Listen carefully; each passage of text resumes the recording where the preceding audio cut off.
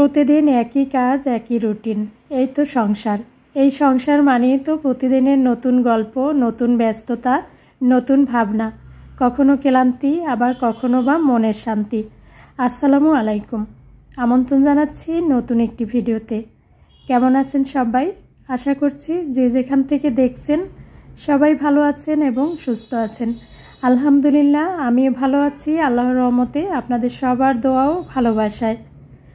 সবার প্রতি অনেক অনেক দোয়া, অনেক অনেক ভালোবাসা জানিয়ে আজকের ভিডিওটি শুরু করছি।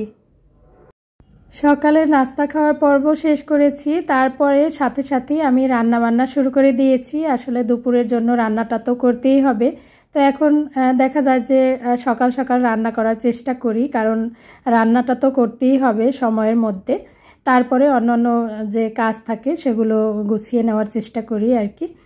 তো এর আগে একটা ভিডিওতে শেয়ার করেছিলাম যে ফ্রিজে সবজি রেখেছি, 3-4 দিন পরে কিন্তু এই সবজিগুলো বের করেছি, রান্না করছি। আসলে একদম তরতাজা আছে, যে নিয়মে আমি সবজিগুলো রেখেছি। এভাবে রাখলে সত্যি কথা অনেক বেশি ফ্রেশ থাকে সবজিগুলো। তো এই যে আমি ফুলকপি রান্না করছি, সেই সাথে একটু চিংড়ি মাছ ভুনা করছি, আর হলো ঢেঁড়স ভাজি করছি। আর মাহির বলছিল যে একটু ডিম সিদ্ধ খাবে, তো এই জন্য ওর জন্য আবার ডিম সিদ্ধ করে দিয়েছি। আসলে দেখতে দেখতে কিন্তু শীত চলে আসছে, যদিও শহরে ওইভাবে শীত অনুভব না হলেও গ্রামে গেলে বোঝা যায়। বাইরে একদম কুয়াশায় ঢাকা থাকে সকালের দিকে, বা একটু একটু ঠান্ডাও পড়ে, যদিও শহরেও কিন্তু সকালের দিকে শেষ রাতের দিকে একটু ঠান্ডা ঠান্ডা অনুভব হয়। আর এই সময়টাতে তো এমনিতে একটু নিজেদের সবাইকে সাবধান থাকতে হবে, ছোট বড় সবাইকে। দেখা যায় যে এই গরম আবার ঠান্ডা, এর মধ্যেই জ্বর ঠান্ডা কাশি লেগে যায়। আর শীত চলে আসার আগে, বেশি করে শীত আসার আগে ঘরবাড়ি পরিষ্কার করে নেওয়ার কাজটা আমি করে থাকি সব সময়ই, কারণ বেশি শীত যখন পড়ে তখন প্রথম দিকে কাজ করতে একটু ভালো লাগে না, বেশি শীত অনুভব হয়। আর দেখা যায় যে ভারী যে ধোয়া কাচার কাজগুলো থাকে বা ঘরবাড়ি পরিষ্কার করার কাজ থাকে, এগুলো করতে ভালো লাগে না, বা শরীরটাও একটু খারাপ লাগে। এজন্য দেখা যায় যে শীত আসার আগে, বেশি করে শীত পড়ার আগে একটু একটু করে প্রতিদিন কিছু কাজ গুছিয়ে নিচ্ছি সংসারের। আসলে আমি কখনো কাজের জন্য কাজ করি না, এই সংসারটা আমার আপন একটা জায়গা, যেখানে আমি একটু একটু করে ভালোবাসা ঢেলে দেই। ভালোবাসা দিয়ে কাজ করলে যে কোনো কাজই সুন্দর হয়, সেটা হোক সিঙ্কের মধ্যে থালা বাসন মাজা কিংবা রান্না করা। যেটা শুধু দায়িত্বের নয়, ভালোবাসা দিয়ে তৈরি হয় সংসারটা। ঠিক এমনই, ভালোবাসা দিয়ে করলে প্রতিদিনের কাজগুলো কিন্তু সহজ হয়ে যায়, সুন্দর হয়ে যায়, নতুন একটা পরিবেশ পাওয়া যায়, বা সংসারটা সুন্দর সাজানো গুছানো থাকলে মনে হয় যে নিজের কাছে অনেক বেশি ভালো লাগে। তো ভালো লাগার জায়গাটা থেকে কিন্তু সংসারের এই টুকটাক কাজ প্রতিদিনই করতে থাকি। এটা মনে করি যে আমার দায়িত্ব ঠিক আছে, তারপরেও মনে হয় যে নিজের ভালো লাগার জন্য করি, যে আমার নিজের সংসারটা যদি একটু পরিপাটি থাকে আমার কাছে অনেক বেশি ভালো লাগে। ওই যেটা বলে মনের শান্তি, তো মনের শান্তি একটা আলাদা জিনিস, এটাই আর কি। আসলে শীত শুরু হওয়ার আগে কিন্তু ফ্যানগুলোকে পরিষ্কার করে নিতে হয়। ঘরের যে কয়টা রুমে ফ্যান আছে, তো সব ফ্যানগুলোকে ভালো করে পরিষ্কার করে নিই। তো আজকে আমার কাজে কিন্তু আমার ছেলে সহযোগিতা করছে। সবসময় আমার ছেলে মেয়ে আমার কাজে সহযোগিতা করে, যেহেতু আমার হেল্পিং হ্যান্ড নেই। একা হাতে সব কাজ করতে গেলে তো একটু কষ্ট হয়ে যায়, তো ওদের সহযোগিতা কিন্তু আমি সবসময় নিয়ে থাকি। টুকটাক কাজে ওরা কিন্তু আমাকে হেল্প করে। আসলে এটা কিন্তু ছোটোবেলা থেকে সন্তানদেরকে ওইভাবে শিক্ষা দেওয়া উচিত, যেটা আমি সবসময়ই করি, যে টুকটাক কাজের জন্য ওদেরকে ডাকি যে এটা একটু দেখো, এটা একটু আমার সাথে করে দাও হাতে হাতে। তো ওরাও কিন্তু এটা নিয়ে খুব ভালোই, ওদের ভালো লাগে আর কি। ওরা বলে যে না ঠিক আছে মা, তোমার সাথে আমরাও একটু কাজ করি। আমার ছেলে তো সবসময় বলে যে মা তুমি সারাদিন কত কাজ করো, এখন একটু বসো, আমাকে বলো কি কাজ করতে হবে, আমি একটু করে দেই। মানে ও লেখাপড়ার ফাঁকি দেওয়ার জন্যও করে অনেক সময়। ওকে যদি বলি যে বসো, এখন তোমাকে কোনো কাজ করতে হবে না, পরের টেবিলে বসো, ও কিন্তু বলে যে না মা তোমার কাজে একটু সহযোগিতা করি, তারপরে আমি পড়াশোনা করব। তো যাই হোক একটু একটু করে কাজবাজ করাই আর কি ওদেরকে দিয়ে, যেহেতু আমার একা হাতেই সংসারের সব কাজ করতে হয়, তারপরে ওরাও হাতে হাতে চেষ্টা করে আমার সাথে কাজগুলো একটু একটু করে সহযোগিতা করতে আর কি, যে কোনো কাজে। তো এই যে আমি কিন্তু ঘরবাড়ি মোটামুটি একটু ঝাড়পোছ দিয়ে নিয়েছি, তারপরে হচ্ছে ঘরটাকে পরিষ্কার করে গোছগাছ করে নিব। আসলে এই যে কাজ এগুলো প্রতিদিনই করা হয় দেখা যায়, তবে শীত আসার আগে মনে হয় যে ভারী যে কাজগুলো থাকে সেগুলো সবই গুছিয়ে নিতে পারলে আমার কাছে বেশি ভালো লাগবে। বিশেষ করে এই যে পর্দা, তারপরে হচ্ছে জানালা পরিষ্কার করা, তারপরে কম্বল যেগুলো পরিষ্কার করা লাগবে, পরিষ্কার বলতে ওগুলো তো ভালো করে পরিষ্কার করে ধুয়ে রেখে দেই। তারপরে দেখা যায় যে শীতের সময় নতুন করে আবার ইউজ করতে হলে রোদে দেওয়া বা কিছু পরিষ্কার করা লাগলে সেগুলোও করতে হয়। তো এগুলো একটু একটু করে প্রতিদিন করে নিচ্ছি আর কি।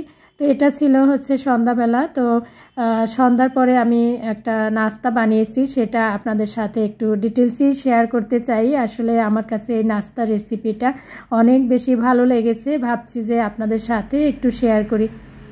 তো এই যে আমি কিন্তু আটা দিয়ে চাউমিন বানিয়ে নেব, ঘরে থাকা জিনিসপত্র দিয়েই আর কি আমি চাউমিন বানিয়ে নেব একদম হোটেল স্টাইলে। তো এখানে আমার সকালে যে পরোটা বানিয়েছি সেই পরোটা ডো ছিল তো 3টা আর কি। তো এটা দিয়ে 3টা রুটি বেলে নিব। আসলে এই যে পরোটা ডো বানিয়েছিলাম এর সাথে আমি সামান্য একটু লবণ আর হলো সামান্য তেল আর দিয়েছিলাম কুসুম গরম পানি, এই দিয়েই হচ্ছে রুটির ডোটা বানিয়েছিলাম। তো যাই হোক এগুলো দিয়ে আমি রুটির মতো বেলে নিয়েছি। এরপরে এই তো এখানে একটা প্যানে পানি গরম দিয়েছি, পানিটা ফুটে উঠছে, একটু তেল আর হচ্ছে লবণ দিয়েছি। এর মধ্যে কিন্তু এই ফুটন্ত গরম পানির মধ্যে আমি রুটিগুলো দিয়ে একটু সময় রেখেছি, এরপরে তুলে নিয়েছি। তো এই যে এই রুটিগুলো এখন ঠান্ডা পানির মধ্যে একটু ভিজিয়ে আমি পানি ঝারিয়ে নিব। তো এইরকম রুটি দিয়ে যে এত সুন্দর একটি নাস্তা বানানো যায় আসলে নিজে না বানালে বিশ্বাসই করতে পারতাম না। তো রুটিগুলো কিন্তু একটু ভেঙে গেছে, যদিও রুটিগুলো একটু পাতলা করে বেলা হয়েছিল, একটু মোটা করে বেললে মনে হয় বেশি ভালো হতো। যাই হোক এখন কিন্তু আমি পানিটা ঝারিয়ে নিয়েছি, এরপরে চাকুর সাহায্যে সুন্দর করে এগুলো কেটে নিব। আসলে অনেক সময় দেখা যায় যে বাচ্চারা এটা সেটা খেতে চায়, কারণ হচ্ছে ওদের নিত্য নতুন নাস্তা খেতে বেশি ভালো লাগে। বিশেষ করে আমার ছেলে কিন্তু অনেক বেশি পছন্দ করে নিত্য নতুন নাস্তা যদি ওকে তৈরি করে দেই। তো ঘরে থাকা জিনিসপত্র দিয়েই আমি কিন্তু আজকে চাউমিন বানিয়ে নিয়েছি রুটি দিয়ে আর কি। তো রুটিগুলোকে তো এইভাবে সুন্দর করে কেটে নিয়েছি লম্বা লম্বা করে। তো এবারে আমি রান্না করে নিব। তো প্রথমে হচ্ছে একটু রসুন কুচি দিয়েছি, তারপরে পেঁয়াজ কুচি, আর এর সাথে হচ্ছে সবজি দিয়েছি বাঁধাকপি, গাজর আর হলো টমেটো। তো এগুলো আমার বাসায় ছিল। তো এখানে এই তো পেঁয়াজগুলোকে একটু হালকা ভেজে নিব, এর সাথে অল্প 2টা আর কি কাঁচামরিচ কুচি করে দিয়েছি। দেখা যায় যে মাহির ওইভাবে অতটা জাল খেতে পছন্দ করে না, এই জন্য আমি সব রান্নায় জালটা কম দেওয়ার চেষ্টা করি। তো এখানে আমি কিন্তু কুচি করা গাজর দিয়েছি, আর গাজরটা যেহেতু একটু সিদ্ধ হতে সময় লাগবে তো প্রথমে দিয়ে দিয়েছি, আর এখন দিয়ে দিলাম টমেটো আর বাঁধাকপি। আসলে দেখা যায় যে বাসায় তো সবসময় নুডলস বা পাস্তা এগুলো রান্না করা হয়। তো আজকে ভাবলাম যে একটু রুটি দিয়ে চাউমিন তৈরি করি, যেটা কিনা একটু অন্যরকম মনে হবে আর বাচ্চারাও খেতে অনেক বেশি পছন্দ করবে। তো এই পর্যায়ে কিন্তু আমি দিয়ে দিয়েছি একটা ডিম, চাইলে একটু বেশি করেও ডিম দেওয়া যায়, তবে আমি একটা ডিম দিয়েই করেছি।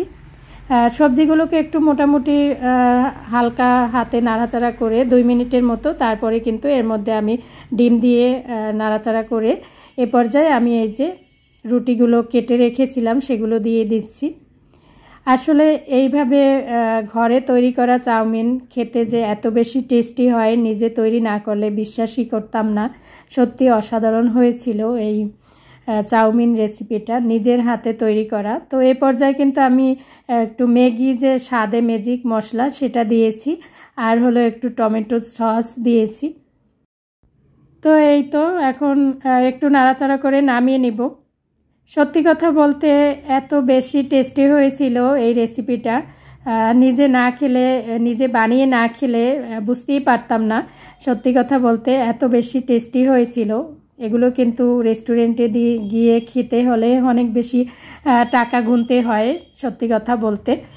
তো নিজের হাতে এইভাবে বানিয়ে যদি বাচ্চাদেরকে খাওয়ানো যায়, একদম হেলদি খাবার, বাচ্চারা তো এমনিতেই এই ধরনের নাস্তা খেতে অনেক বেশি পছন্দ করে। তো এতক্ষণ পর্যন্ত ধৈর্য ধরে যারা আমার ভিডিওর সাথে আছেন তাদেরকে জানাই অসংখ্য ধন্যবাদ। মন থেকে অনেক অনেক দোয়া, অনেক অনেক ভালোবাসা। আমার নাস্তা রেসিপিটা কেমন হয়েছে চাইলে কিন্তু কমেন্টের মাধ্যমে জানাতে পারেন। আর আমি এটা খেতে খেতে আপনাদের কাছ থেকে বিদায় নিয়ে নেব। সবাই ভালো থাকবেন, সুস্থ থাকবেন। সবার জন্য অনেক অনেক দোয়া রইল, আমাদের জন্যও দোয়া করবেন। আল্লাহ হাফেজ, আসসালামু আলাইকুম।